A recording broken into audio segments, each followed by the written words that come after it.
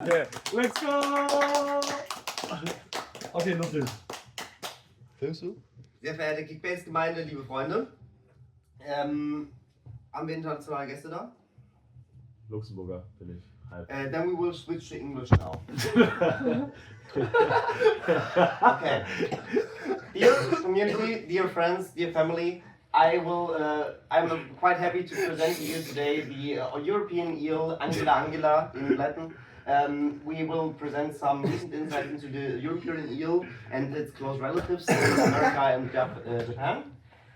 And also talk a bit about its development in recent years and its endangerment status and how we might solve the problem. Sorry.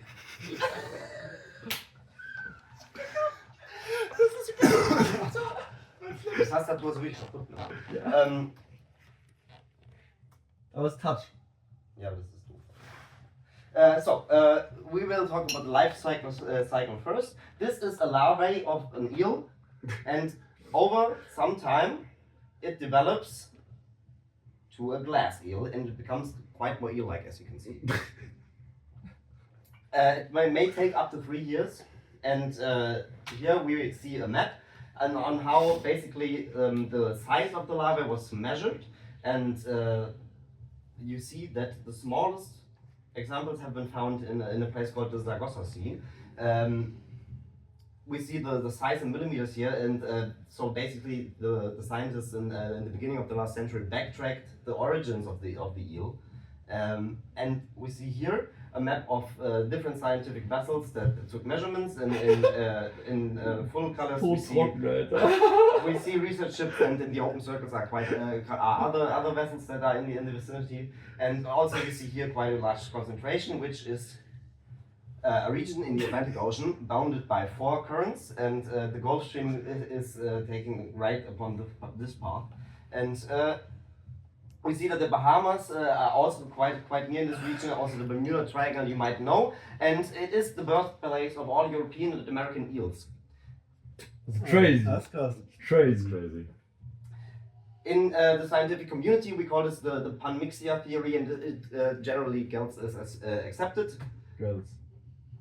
Counts. And this is what the glass eel turns into after its initial journey across the Gulf Stream into our European shores.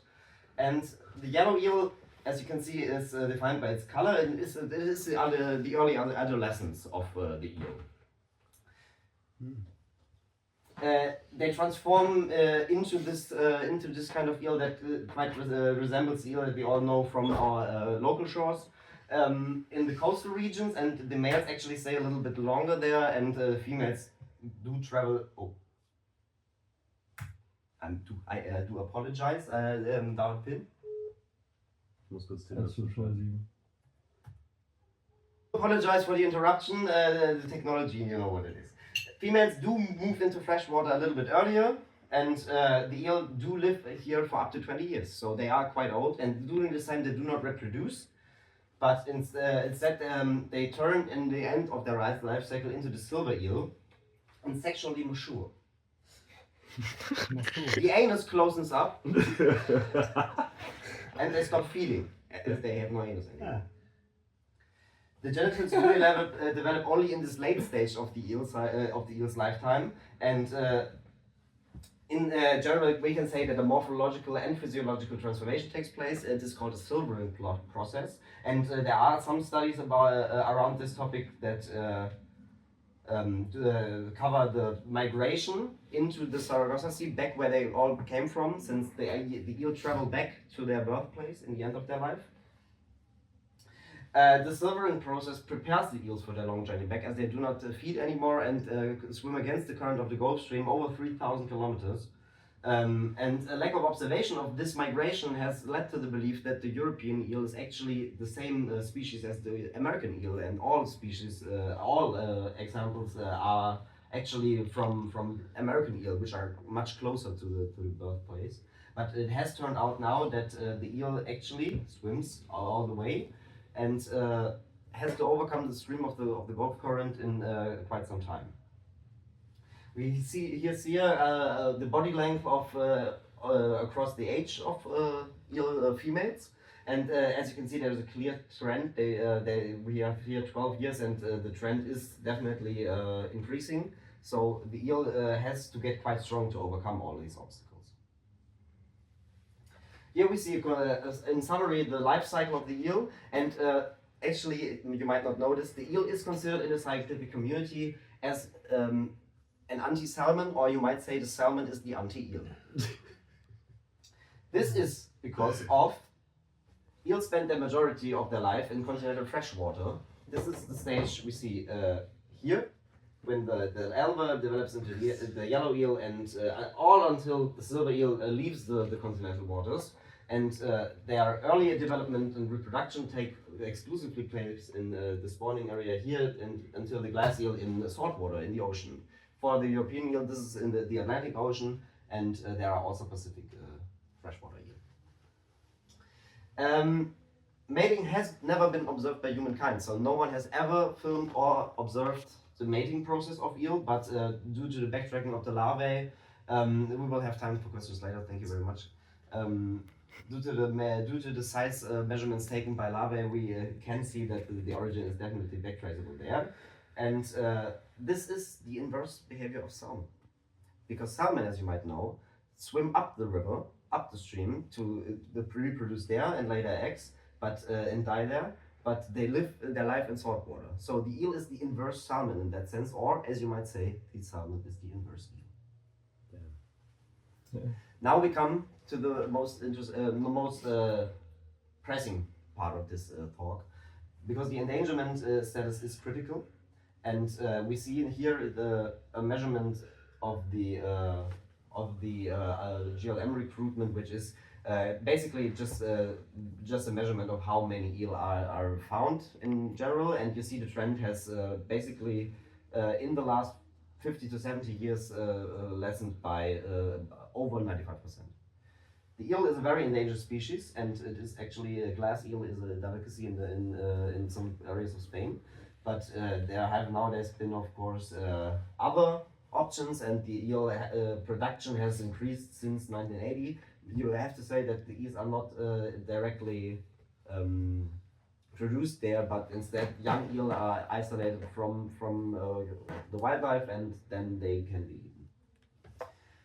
Modern approaches do overcome some problems that the eel faces, as most rivers in Europe have actually quite a lot of barriers for the eels to overcome, strong currents in narrow places, and therefore lakes that have been put up. And you see here a modern approach to basically a modern polymer that allows the eel to pass through, and this polymer changes the current, so the eel can actually have like a channel. You see here, this is like a little bit over a meter, and the eel has like a passage to overcome obstacles that otherwise would prevent it from accessing those areas. A close relative, but not in the biological sense, but rather in the physiological sense, is the Anguilla japonica, the Japanese eel. And this one is, while not related, similar in appearance and behavior, and also critically endangered. And actually, the Chinese people have not been content with catching these animals, but also fish at European shores because they're international waters. Here we see a little bonus. Japanese scientists have injected glass eel with a contrast compound that these are XRD pictures, and they have been eaten by a carnivore. Once they are in the stomach of the animal, they can wiggle their way outwards, as you say. Das hab ich gesehen! Backwards Das hab ich auch through schon the gesehen. nostrils. There is a bone connection from the cavity in the mouth place of the carnivore and its chines, and they backwards wiggle outwards, and then they pull out. And there is a statistic of how many eel actually survived this scientific experiment. I think I was like 30, 35 around that number examples. And you see here, the thicker the arrow is, the more is the probability. And so here you start filming, and while this is quite exchangery, and then a lot of the eel died, but I think 9 or 10 survived the experiment, and they wiggled through the cavity in the bone or either directly through the connection into the chems, and once they are at this stage they can pull their head out of the fish. So there has been shown that the glass eel is quite adapted to surviving challenging situations. To conclude this talk, the eel has a great socio-economic status and has had this for many years, as it has been considered a sex symbol in many cultures for centuries. Duh. And we all really should be more like the eel. With this, I would like to conclude my talk and thank you all for your attention. If you have any questions, the time is now.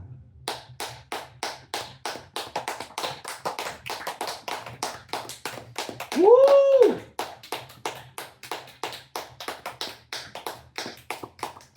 Das war unglaublich. As I see this is not the case, I would like to finish